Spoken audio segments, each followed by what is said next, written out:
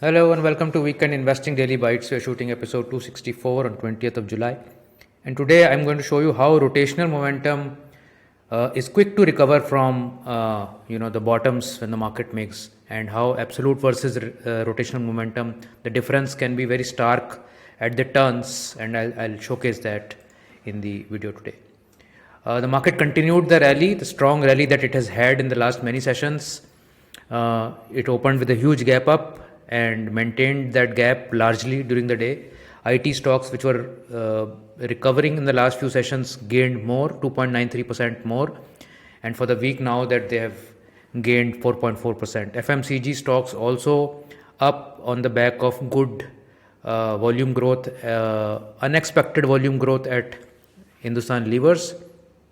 And the coming few days is going to be extremely result heavy, so there is a lot of expectation of good results from the large cap stocks. Metals also went up 1.12%. Nifty itself was up 1%. Energy stocks also up. So largely a very good day, with some recent gainers taking some backseat, although autos have already run up 16% in the last 1 month. Real estate has run up 17%. So they are taking some break, while the ones which were down and out are recovering. So a good sort of rotational gain is happening in all the sectors one by one. In terms of broader based index, so Nifty Next 50 did not do well as much as Nifty today.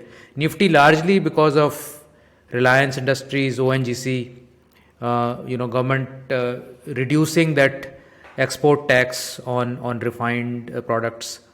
So Reliance being the largest beneficiary there.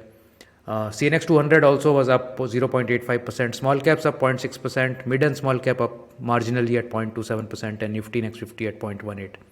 Within the weekend investing small cases, we saw some marginal gainers: EverGreen, MI35, MI25, and NG 50/50. Others were marginal losers.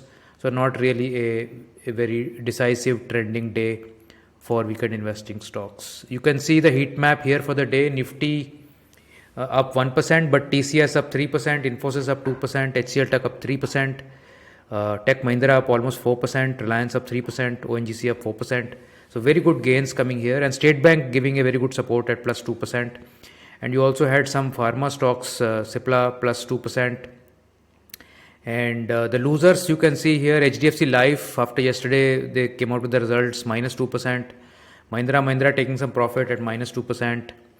And others were not very remarkable. Hindustan Levers, Nestle and ITC also adding to the Nifty's move up. Eicher Motors here is resting. Adani stocks also resting a bit after the huge run up that they've had. All in all, it's still a very good day. In terms of top gainers, KPR Mill, that was down and out since a long time, came back up plus 8%. Avas Financier up 8%. Lakshmi Organic plus 8%. L&T Technology and Triveni Turbine also up nearly 7%. Big losers were Hinduja Global 7%. Hindustan Zinc minus 6%. ICICI Lombard, Phoenix Mills and Hitachi Energy were the other ones. So how has rotational momentum performed? So just to give a very quick summary of what rotational momentum is. So there are majorly two types of momentum strategies. One is an absolute momentum strategy, where, let's say, if you have 20 stocks in the portfolio, then based on each stock's movement, it can be in the portfolio or be out of it, and this portfolio can go to cash. So the whether the stock will remain in the portfolio or not is based on the absolute price change of that stock. That's why it's called absolute momentum. Whereas that decision to be in the portfolio or not is not dependent on anything else but that one stock's price movement. Whereas in rotational momentum, let's say we have a strategy like MI20, for instance. So MI20 will have 20 stocks from a specific set of sector. So MI20 is mid cap and small cap sector. So MI20 is a subset of those 400 from the mid and small cap 400 index.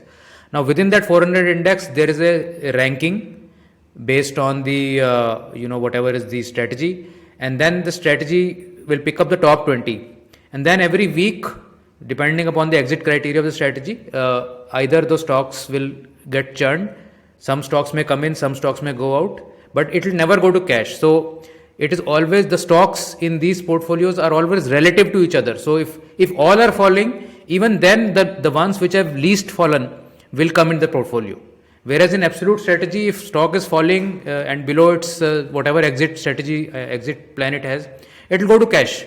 It will never sort of sit around and do that. So these two strategies have different advantages and disadvantages. So the advantage in absolute momentum strategy is if the market keeps falling, then you'll get out, go to cash, and then market keeps falling. So at least you are not going in that deep drawdown.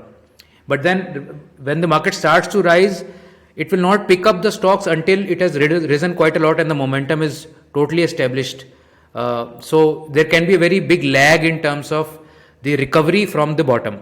Whereas in relative momentum strategy or rotational momentum strategy, what happens is that you never go to cash.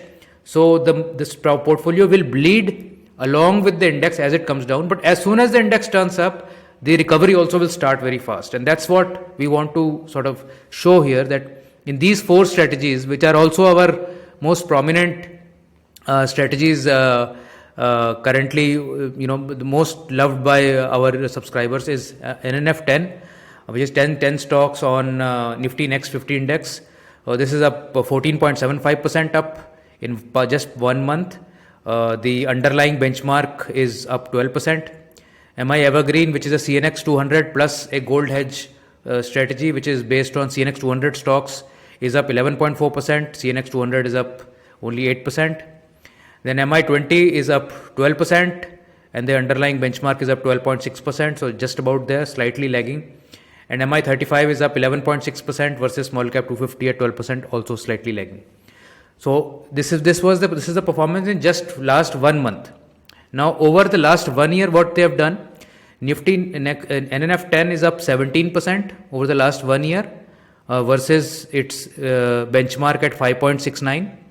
Evergreen is up 10.79% versus its benchmark at 5.5%. MI20 is up 6.14% versus its benchmark at 2.58%.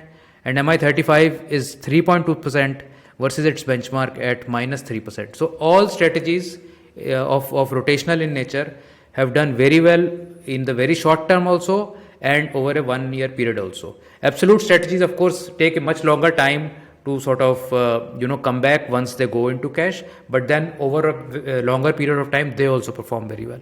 So it is not like that one is good and the other is bad. It's just that the dynamics of the risk and returns is a bit different.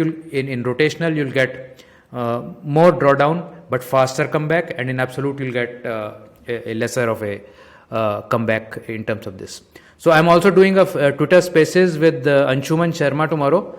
So please come on to Twitter at 6 p.m. I hope to make a very good conversation there. And this is going to be my first Spaces, so it's a new experience for me also.